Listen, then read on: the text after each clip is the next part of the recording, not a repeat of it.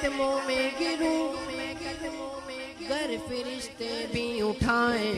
तो मैं उनसे ये कहूँ कि इन्हें जाना, इन्हें माना ना रखा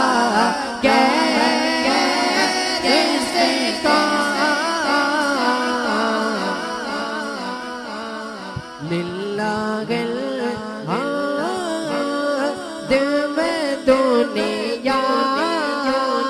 से मुसलमान